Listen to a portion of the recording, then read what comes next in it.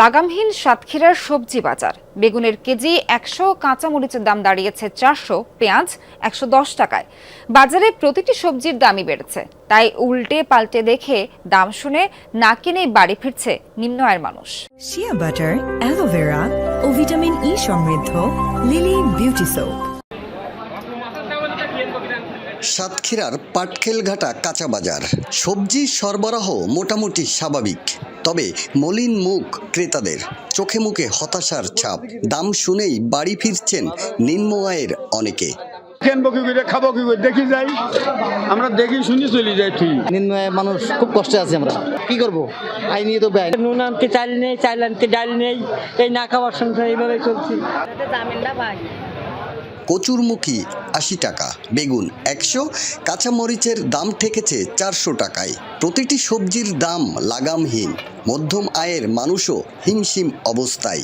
এমন অস্থিরতায় ক্ষুব্ধ সবাই। উচ্ছে আছে 120 টাকা কেজি, পটল আছে 50 টাকা কেজি। সব ডবল দাম, সব ডবল। কেনাদার লাইন নেই। 1000 টাকা নেয় যে মাছ কিনে ভুলে গেছে। কেনাকাটাই যা 1 কেজি কেনবো তা হচ্ছে 500 কিনতে হচ্ছে। উৎপাদন কম হওয়ায় সবজির দাম বেড়েছে দাবি বিক্রেতাদের। কৃষকের দিকে সরকারের নজর নেই বলে অভিযোগ তাদের। কৃষকের জমিতে উৎপাদন কম, তার কারণে দামটাই বেশি। একজন কৃষক উৎপাদন করবে, সেখানে সারের দাম যেখানে 16 টাকা সার ছিল, 12 টাকা সার ছিল, এখন সার হচ্ছে 30 টাকা। বাজারে বেড়েছে পেঁয়াজের দামও। প্রতি কেজি বিক্রি হচ্ছে 110 টাকা, রসুন 200 টাকায়।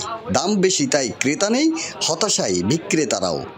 পেঁয়াজের দাম খুচরা 110 টাকা, পাইকারি দাম বেশি 8 টাকা, 108। অতিরিক্ত দাম বেশি বলে এটা ক্রেতারা রেসছে না। দ্রব্যমূল্যের ঊর্ধ্ব গতিতে না বিশ্বাস ক্রেতাদের। প্রতিটি জিনিসপত্রেরই দাম বেশি। ক্রেতাদের অভিযোগ, বাজারে কোনো নিয়ন্ত্রণ নেই। দ্রুত বাজার মনিটরিংয়ের দাবি তাদের। আকরামুল ইসলাম, যমুনা নিউজ, সাতক্ষীরা।